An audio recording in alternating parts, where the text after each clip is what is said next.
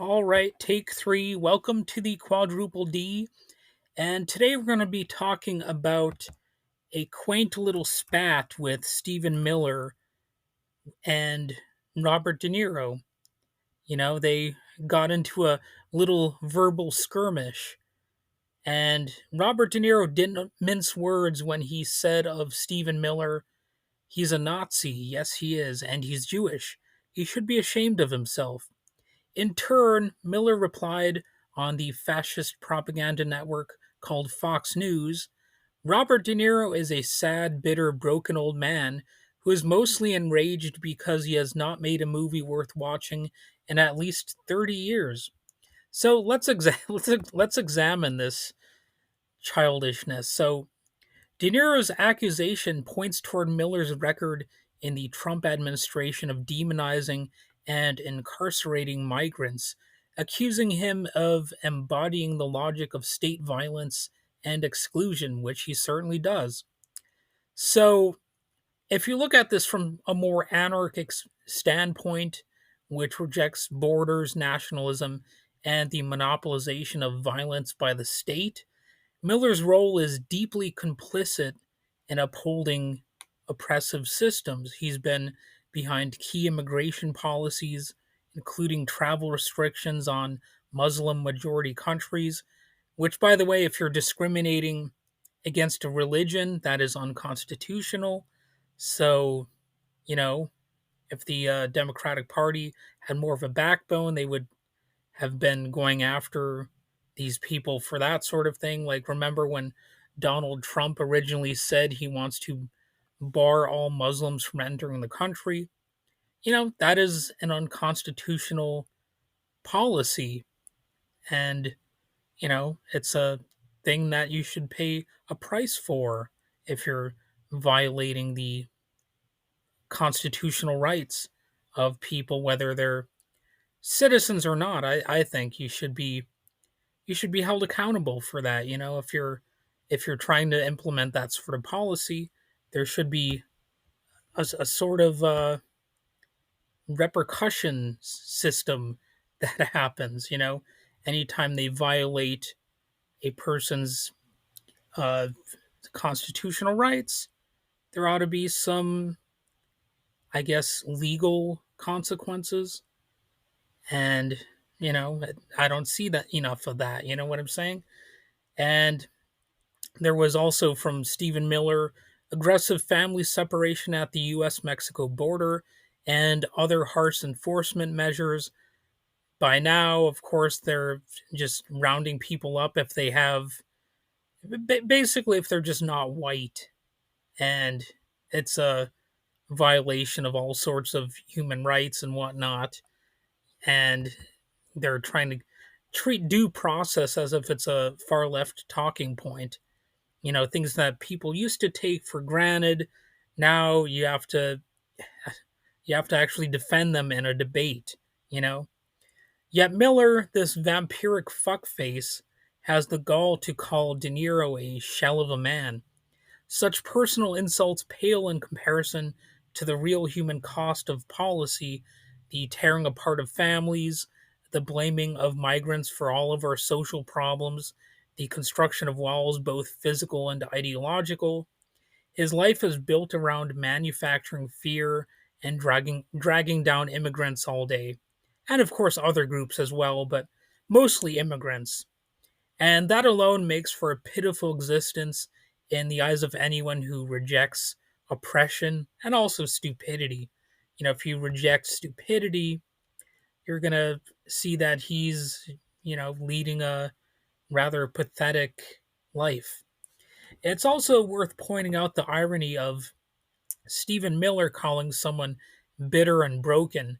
If history books are going to record anything, they aren't going to record how De Niro toppled democracy or led a ceaseless campaign of human rights abuses. They will record how state actors, people like Miller, backed by capitalist power and nationalist mythologies, weaponized borders and used propaganda and law enforcement to manage populations through violence. And Miller had better believe his name will be in those history books. He is on the wrong side of history, as so often happens. Like I've said so many times, the Republican worldview overall is to use government to harm people, not to help people, unless it's helping like their billionaire friends or their millionaire pals. If you're a multimillionaire, I suppose maybe you can make the club, especially if you're in the 100 millionaire range. That's close enough to being a billionaire that okay, they'll probably give you a slice of the power pie or whatever you want to call it. And if you're not the type of person that they like if you're not a rich white guy, if you're not a Christian, if you're not on the same page or whatever, well then you might be a communist, you might be Antifa, you might be a gang member or something like that. They'll make up all kinds of crap about you. Basically any sort of critique they can ponder up in their mind is what they'll go with, and they'll demonize you accordingly, and of course that'll shut down any sort of rational discussion. You want to talk about policy, but then it ends up just being about the the conspiracy theories that they believe in, and yada yada yada. So another twist, the article that I'm getting these details from, it suggests that Miller apparently called Casino his favorite film, and even had posters of Robert De Niro movies on his wall as a teenager. So if that's true, that only deepens the absurdity here. It's, fanboy recognition of the artist whose moral clarity now challenges his current role. So the fact that Miller was apparently a big fan of De Niro's work suggests a lack of authenticity to what he's saying in the first place, which is really only appropriate for him to be a key member of the Trump administration and also to sort of rewrite his own history, to pretend he's not a fan of Robert De Niro's work. And of course, Robert De Niro has been in good movies within the past 25 years, or at least critically acclaimed movies. Whether you think they're good or not is obviously going to be up to you, but he's in some all-time classics like Goodfellas. I just watched that earlier this week. What a masterpiece of a film. It's really not just a film, it's like an event. You almost feel like you're attending some event just by putting the movie on. Even if you're watching it in your room or something, it still seems like a significant sort of experience. And certainly not every movie does that. Even not every great great movie accomplishes that. So it's a it's an all-time classic, and for Stephen Miller to act as if Robert De Niro has not done any great movies since then or whatever, it's just stupid. He's just saying that because Robert De Niro was pointing out what a pile of dog shit that Stephen Miller is, and how just like all of these MAGA people, they lie and they lie and they lie. And for more context, Miller was born in 1985 and raised in Santa Monica, California. The wicked state of California that we're supposed to do nothing but trash talk. Anyway, he attended Duke University and went on to become a prominent policy advisor in Trump's orbit, focusing heavily on immigration enforcement. And it should be noted that he really is like a fascist. So there were some emails that were revealed by the Southern Poverty Law Center showing that he entertained white nationalist websites and anti-immigrant ideologies. As PBS notes, and I'm quoting from that article, a Breitbart editor named Katie McHugh, who was fired in 2017, she was the one who sort of leaked these emails. Anyway, continuing quoting here, she has since renounced the far right movement, and she decided that she was going to take these emails and share them with the Southern Poverty Law Center to expose the white nationalism that she says is affecting or influencing the Trump administration and its formation of immigration policies. End quote. So, reporter Gene Guerrero goes on, talking to PBS. So he was providing materials often from white supremacist websites, white nationalist literature, and encouraging them to draw from it in their coverage, in their stories. What I found to be the most telling from reviewing some of these emails is that at one point, Stephen Miller recommends they do a story about this book called Camp of the Saints. And it's an incredibly racist book that depicts the end of the white world. That's how they put it, the quote, end of the white world, as the result of an invasion of refugees. And it's just filled with extremely degrading descriptions of migrants. And just to give an example of the kind of rhetoric it includes, this quote, kinky haired, swarthy skinned, long despised phantoms, all the teeming ants toiling for the white man's comfort. End quote. Wow, that's quite a book that Stephen Miller was recommending. And that article by PBS is called Alleged Stephen Miller Emails Reference White Nationalist and Anti Immigrant Perspectives.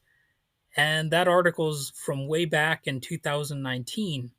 So this is, the person that is sort of a right hand man to the orange one, the doofus who is literally tearing apart the White House as I speak. Remember they went after Obama for merely wearing a tan suit?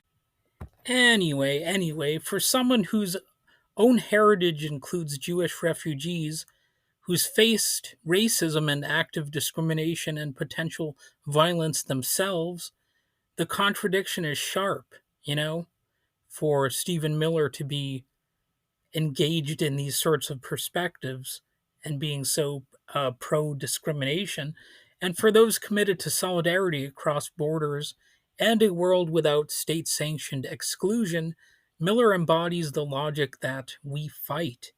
So, yes, this is yet another insight into how childish and dangerous the Trump administration and its enablers can be. The real question isn't just that De Niro used the word Nazi, it's whether the label fits. When state policy is being used to exclude, detain, deport, and fearmonger, then the language of fascism and enforcement is arguably not hyperbole, and someone allied with those policies cannot credibly turn around and accuse others of being hollow or weak. So, Miller's role is structural. The insults he throws at De Niro are distractions from the fact that the apparatus he helps lead is deeply violent. And if you build your identity on traumatizing others, you are complicit and you'll have history to answer to, ultimately. So I'm going to be looking at some, instances of the Trump administration being fascistic here. And I'm not going to cover everything. I mean, you've got the recent Nazi type group chats being exposed from these young Republicans. A lot of them weren't that young, though. They were in their 20s, 30s, maybe even 40s in some cases. So I guess, it's reflecting the idea that I guess people are getting younger and younger these days somehow.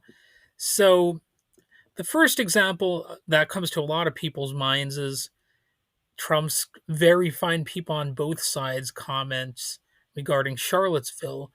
Trump said there were very fine people on both sides after violence between white supremacists and counter protesters that was widely condemned as defending white nationalists. And, a person was actually, they were murdered at that event. Somebody ran into Heather Heyer with their car. I believe that was her last name, Heather Heyer. I think that's accurate. And yeah, so Trump did kind of offer a half apology about that, but then he kind of reverted right back to those same kind of talking points not long after that. It was like he couldn't help himself but, revert back to what he had said earlier. So, of course, there was also the way that he kicked off his campaign.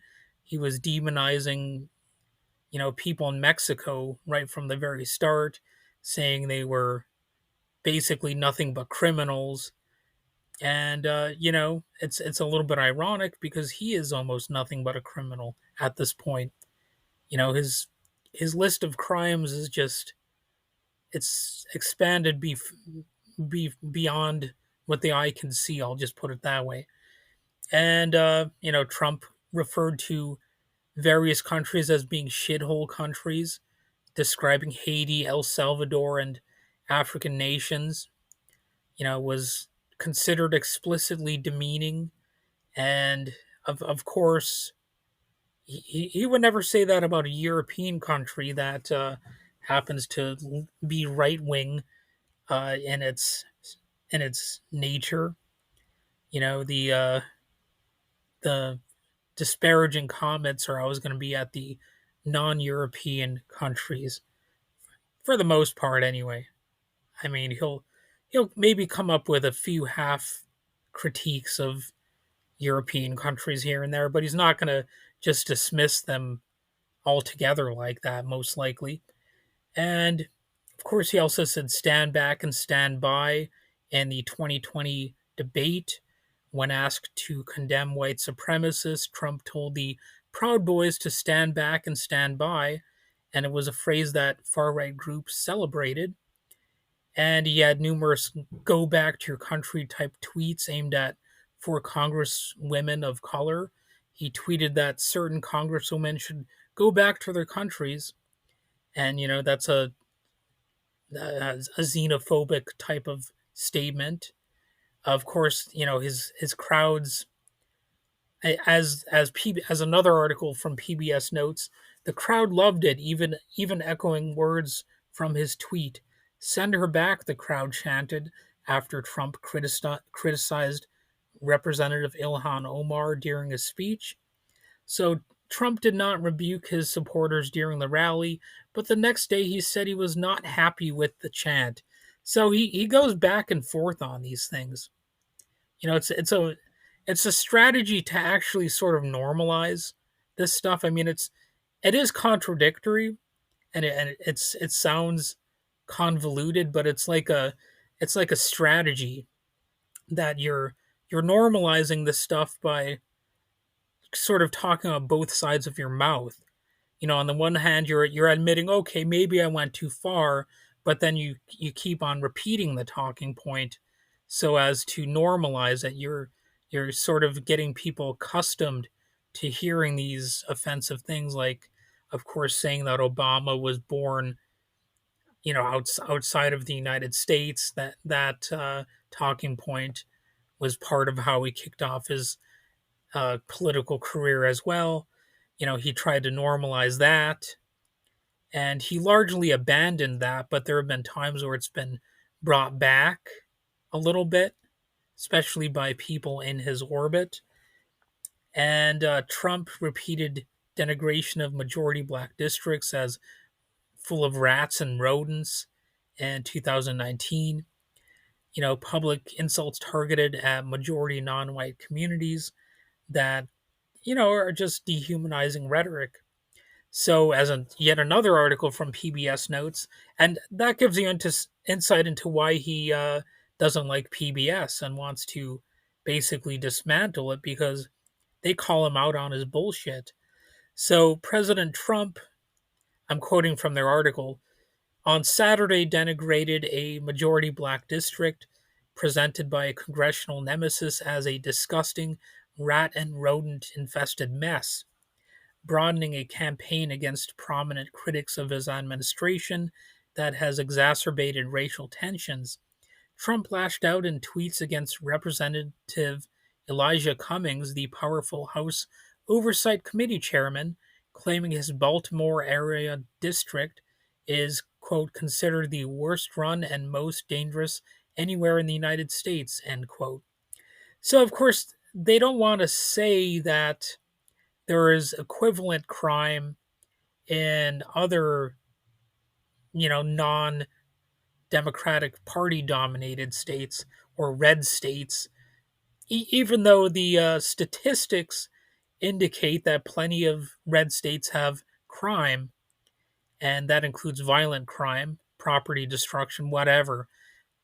And you can also kind of test this out where you live. You can see, are there are there like pieces of trash in your neighborhood? I don't mean like people who are trashy. I mean like literal pieces of trash like on the street or something.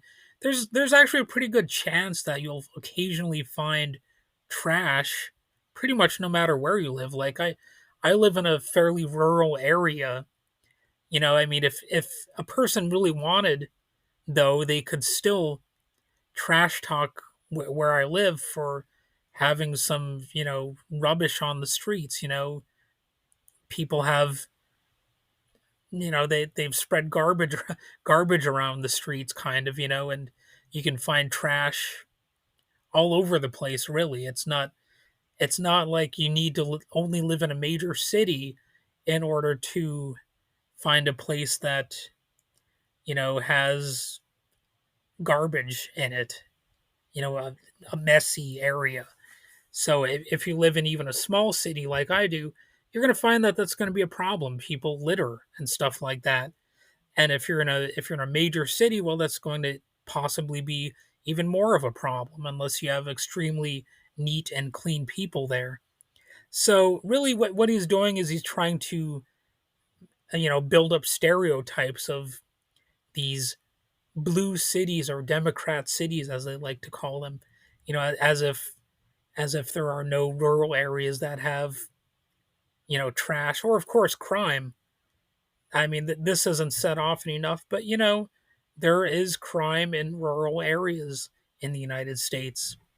I could use my own neck of the woods for an example of that because I've known somebody whose grandmother was killed, murdered. I know somebody who uh, was beat up by somebody. I mean, I don't know him that well, but and the person who beat him up, he was actually shot in the head by his own lawyer. So you've got like two instances of violence right there. And we don't get a lot of crime around where I live in the Upper Peninsula of Michigan, but I mean, some of the crime we do get, though, it's pretty crazy. Like I don't often hear about people getting shot in the head by their own lawyer, even when it comes to like the big city news stories. Like I don't know if I've ever heard that one before, but it happened here. So the point is you can find crime anywhere. So when they try to make it seem like only Democrat areas, and I live in a red part of a blue state, by the way, a mostly red part. I mean, don't let the blue and the red stuff fool you. There are liberals, progressives, even anarchist types where I live. So I mean, don't let these stereotypes fool you. There are different kinds of people all over the place, and of course, every place is going to have some problems. So to make it seem like, oh, just this one area of the world is facing difficulties or having high crime or whatever. Well, again, crime can happen anywhere. Uh, Social problem can happen just about anywhere. It happens on a micro scale. You might have experienced a crime at some point in your life. Maybe you even committed a crime at some point in your life, and maybe you're trying to like move past that part of your life or something like that. Well, it gets a little bit harder to do that when you've got charlatans in power, and it's it's a way of dragging everybody down. So as society sort of collapses under these buffoons that are running things, you're going to have increased pressure to look for sources of income in the black market and stuff like that. So you're probably going to have crime increases. So there's not exactly a huge mystery about why people commit crime. It's something that people have studied for, literally hundreds of years now. And we know that, instability in society is a leading cause of what is accurately called antisocial behavior. And that might be a better term than crime, in fact. Anyway, moving past that rant, so, Trump amplified unverified claims, and of course, they're not just unverified, but they're just totally made up. But claims that migrants were eating cats and dogs in Springfield, Ohio, and Trump repeated viral debunked rumors of other kinds, about Haitian immigrants and other types of immigrants.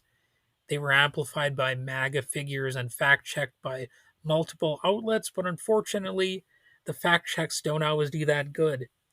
And this is a claim, the lie about immigrants eating pets. It's actually a talking point invented by the neo-Nazi organization called Blood Tribe, by the way, and yet Trump seemed fine with mentioning that during his debate with Kamala Harris, and she did a great job during that debate. By the way, I don't think I don't think I could have done better up there myself. Maybe I would have done even worse than a lot of people would have. I don't know how nervous I would be in that scenario, but she did a good job. But it wasn't enough to secure a win. So moving beyond that, JD Vance. Well, I guess I'm not totally moving beyond it because I'm sticking with it a little bit. But JD Vance, he also endorsed the pet eating rumors about immigrants. He posted and promoted the claims that were debunked by even local officials, maybe especially local officials. And the news coverage at the time said references to the claim, which allege Haitian migrants have been eating cats as well as ducks and geese, have garnered millions of views on X, with Vance's X post racking up 11.1 million views alone. Vance, the Republican senator for Ohio, said he had previously raised the issue of Haitian immigrants causing chaos all over Springfield, adding reports now show that people have had their pets abducted and eaten by people who shouldn't be in this country. Well, it turns out that was an entirely false story and quite plainly racist. They sort of took a trope that was commonly used against one type of immigrant and transposed it onto another group, you know, and yeah, that's how flexible stereotypes can be. So Donald Trump at various rallies, he said the same things about the pets being eaten, and there's no evidence of that according to the police in Dayton, Ohio, and it was a very irresponsible thing to do, but it was very effective politically. You'll find people who actually still believe that story to this day. Moving on, finally, from that topic, there was Steve King, not the awesome horror author, but, well, I guess a different type of horror author because he's a politician. So he's writing probably horrible policies, or at least advancing horrible policies, but he once said, "We can't restore our civilization with somebody else's babies." He said that in 2017. So he was explicitly being nativist and, using white nationalist rhetoric about demographics. So he also warns of a liberal effort to break down Western civilization, end quote. So when these types talk about Western civilization, what they're doing is they're using rhetoric that these white nationalist groups would use. They're appealing to those types of people, and He also said in a tweet, the Steve King, he paid tribute to a Dutch politician who opposes immigration and has spoken against Islam. You can read about that and another article in PBS called "Rep Steve King, uh, you know, doesn't need somebody else's babies." So, also Marjorie Taylor Greene, obviously, she's referred to Jewish space lasers. She's called the squad of progressives the Jihad Squad. Never mind that all of the squad members are secular progressives, meaning they would most surely oppose a theocratic government of any religion. And she's appeared at events with extremists like Nick Fuentes. Green implied that the Rothschilds, a wealthy Jewish banking family, and they're frequently referred to in anti-Semitic conspiracy theories. But anyway, she implied that they were profiting from forest fires. They were using lasers from outer space to set these forest fires and profiting from them. There's also Paul Gosar. He's appeared, with white nationalist figures. He spoke at events linked to Nick Fuentes, well, run by Nick Fuentes, and he's of course promoted extremist content. He claimed that his appearance at a white nationalist conference was due to a staff error, and both he and Marjorie Taylor Greene appeared at what is called the America First Political Action Committee event. It's run by Holocaust denier, anti Semitic, homophobic, and racist activist Nick Fuentes. And, that's an old scandal too. I could go on and on here, but I think you get the point. And, a lot of these people talk about the great replacement theory. Tucker Carlson did. Tucker Carlson also had a person on who denied that the Holocaust was intentionally done by Hitler. He was acting as if, oh, Hitler was just strapped by a lack of resources. That's why all those people died in the concentration camps.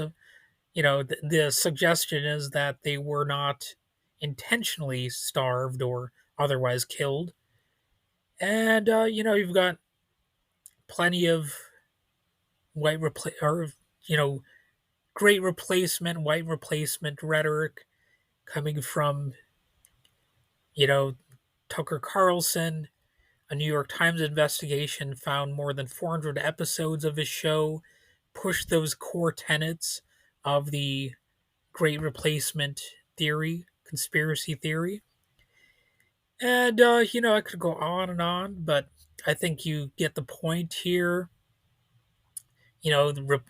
Referring to people as invaders and poisoning the blood of the country and festations of migrants and all these different types of people. It's just disgusting, and it's obviously intended to just demonize people and create conditions in which people might actually be, you know, not only imprisoned but possibly exterminated.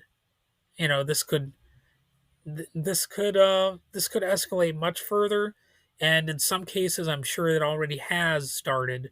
So, yeah, that's where we're at right now, and I wish I could end this episode with some good news, but uh, you know, there isn't that much of that lately. So, uh, I guess enjoy the destruction of the White House, the literal destruction of the White House, because that's what the future is going to look like.